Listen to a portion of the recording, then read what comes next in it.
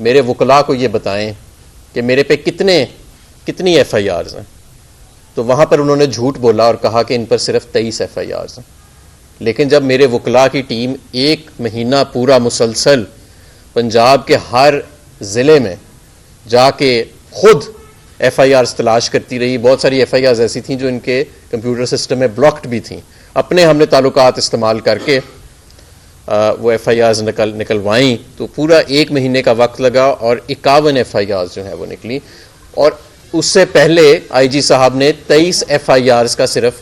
Lahore high court کو data فراہم کیا تھا, جس غلط بیانی کے اوپر اب میرے وکلاء کی ٹیم کنٹیمپٹ آف کورٹ آئی جی پنجاب کے اوپر فائل کرے گی. آپ کو یہ بھی سوچنا چاہیے تھا آئی جی صاحب کہ یہ جو آپ تمغہ لینے گئے تھے, یہ تمغہ آپ کو آپ کی کارکردگی پر نہیں ملا, یہ آپ کو قانون, اخلاقیات, فاشزم, قانون اور اخلاقیات کے اوپر مکمل طور کے اوپر پردہ ڈالنے پہ اور فاشزم کو پنجاب میں پروموٹ کرنے پر ملا ہے. لیکن یہ سلسلہ اب زیادہ دیر نہیں چلے گا. میں آپ کو یہ بھی بتانا چاہتا ہوں کہ پچھلے 10 ماہ میں جب قسم قسم کی میرے بارے میں خبریں آ رہی تھیں کہ پتہ نہیں ہے کہ اٹلی بیٹھا ہے, کوئی کہتا تھا لنڈن بیٹھا ہے, کوئی کہیں پہ مجھے پہنچا دیتا تھا, تو میرے اوپر کیا گزر رہی تھی. اس دوران میرے کاروبار کو سیل کیا گیا, میری رہائش جہاں پر میرے بزرگ والدین رہتے ہیں, میرے بچے رہتے تھے, اس کو سیل کر دیا گیا. میرے بچے بھی اور میں بھی, ہم پچھلے 10 ماہ سے دربدر ہیں. میرے 82 سالہ والد کو 2 مرتبہ گرفتار کیا گیا. میرے والد کو یہ بھی دھمکی دی گئی کہ اگر میں نے گرفتاری نہ دی تو میری بہنوں کے گھر جا کے وہاں پہ توڑ پھوڑ کی جائے گی. اور اس کے اگلے دن میری 3 بہنوں کے گھر ریڈز ہوئے اور وہاں پر شدید ایک طوفان بدتمیزی برپا کیا گیا. میری بہنیں وہاں پر موجود نہیں تھیں, لیکن ان کے گھر والوں کے ساتھ بہت زیادہ بدتمیزی کی گئی. اور میرا قصور کیا تھا کہ جس کی وجہ سے یہ نصف سینچری, اور یہ میرا صرف قصور یہ تھا کہ میں نے ان چوروں ڈاکوؤں کی ٹولی کو, جس کو کبھی آئی پی پی کا نام دیا جاتا تھا, کبھی پی ٹی آئی پی کا نام دیا جاتا تھا, کبھی نون لیگ کو لاڈلا لیگ کی شکل میں دوبارہ جنم دینے کی کوشش کی جاتی تھی, کبھی پیپلز پارٹی جو ایک زمانے میں اینٹی اسٹیبلشمنٹ جماعت کہلاتی تھی اور آج وہ بھی اسی اسٹیبلشمنٹ کے بل بوتے کے سہارے پر کھڑی ہے, کہ میں نے ان سب کو اس میں شمولیت اختیار نہیں کی. اور میں نے اپنے دور میں اس طرح لوٹ مار نہیں کی, اس طرح میں نے کرپشن نہیں کی جس طرح ان کے وزراء جن کو آج اس قوم پر مسلط کیا گیا ہے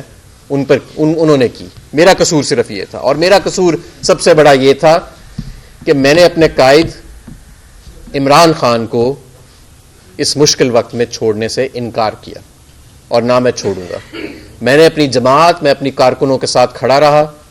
اور اس کے نتیجے میں جس طرح چیف جسٹس فائز عیسیٰ صاحب کہتے ہیں نا, take the heat, if you can't take the heat get out of the kitchen. تو ہم نے, چیف جسٹس صاحب, ہم نے تو ہیٹ لے لی ہے, لیکن ہمیں ہمارا قانونی حق نہیں ملا. افسوس سے میں کہنا چاہتا ہوں پچھلے 10 ماہ میں صرف مجھ پر ہی نہیں, ہزاروں بے گناہ لوگوں پر جو جبر ہوا, جو ظلم ہوا, اس کا کون جواب دے؟ کسی ایک شخص پر بھی, کسی ایک بے گناہ شخص پر بھی اگر ریاست جبر کرتی ہے یا کوئی ایک دوسرے پر ظلم کرتا ہے تو اس کا حساب عدلیہ نے تو دینا ہے. اس کا مطلب ہے کہ عدلیہ سے کہیں نہ کہیں پہ کوتاہی ہوئی ہے, اور سب سے پہلے ظاہر ہے کہ چیف جسٹس آف پاکستان کو اس کا جواب دینا ہوگا. اس لیے میں چیف جسٹس آف پاکستان سے اور خاص طور پر لاہور ہائی کورٹ کے ججز سے یہ التجا کرتا ہوں کہ کسی پریشر میں آ کے, کسی خوف میں آ کے اپنے اوپر سے پریشر اٹھا کر بے گناہوں لوگوں پر نہ ڈالیں.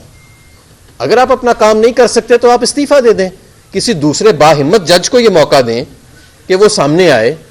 اور انصاف کو یقینی بنائے. یہ تو نہیں ہو سکتا کہ آپ انصاف کی کرسی پر بیٹھے رہیں اور لوگوں پر جعلی پرچے بھی ہو رہے ہیں, لوگوں کے گھر بار بھی توڑے جا رہے ہیں, لوگوں کو ہراساں بھی کیا جا رہا ہے, لوگوں کو اغوا بھی کیا جا رہا ہے, لوگوں پر تشدد بھی کیا جا رہا ہے, جمہوریت کا جنازہ نکالا جا رہا ہے, انسانی اور شخصی حقوق کا جنازہ نکالا جا رہا ہے, 2/3 اکثریت سے عوام مینڈیٹ دیتی ہے, اس کو پوری دنیا کے سامنے پورے ملک کا مذاق بنا کے چرایا جا رہا ہے,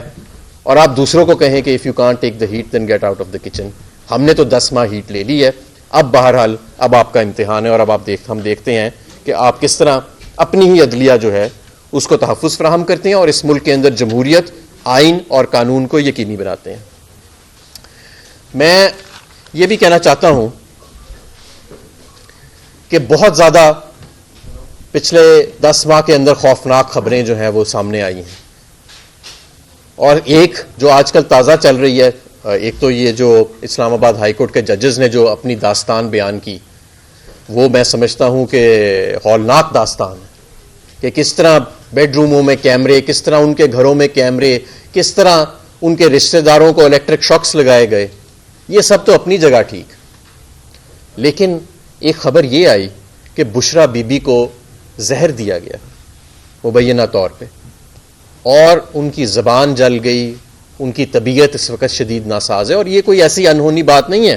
اسی ملک کے اندر ارشد شریف کو اسی دور کے اندر ارشد شریف کا قتل بھی ہوا، اسی ملک کے اندر عمران خان کے جسم کو گولیوں سے چھلی کیا گیا، اسی ملک کے اندر ہمارے 34 کارکنوں کو شہید کیا گیا 9 مئی والے دن، اسی ملک کے اندر الیکشنز 90 دن کے اندر ان کا انعقاد نہیں ہوا، اسی ملک کے اندر میڈیا کو کی زبان بندی کی گئی، اسی ملک کے اندر آج 40 دن سے زیادہ ہو گئے آپ کا social media platform Twitter بند ہے۔ تو یہ کوئی انہونی بات نہیں ہوگی اگر بشرا بی بی کو بھی زہر دینے کی جو خبر ہے وہ سچ ثابت ہوتی ہے، اور یہ سچ ہی ہوگی خبر، کیونکہ ظاہر ہے کہ انہوں نے بڑی ذمہ داری سے بات کی ہے۔ ہمارے کارکن، ہمارے لیڈر جیل میں ہیں، عمران خان صاحب جیل میں ہیں، 10 ماہ گزر چکے ہیں، کوئی ایک کیس ان پہ ثابت ہو نہیں سکا۔ یہ 51 لوگوں پہ جو جعلی انہوں نے کیسز کیے ہیں، ان کا بھی میرے جیسے پرچوں والا ہی حال ہے۔ 51 جگہوں پہ میرے اوپر پرچے ہیں، کسی ایک جگہ پر بھی میں موجود نہیں ہوں۔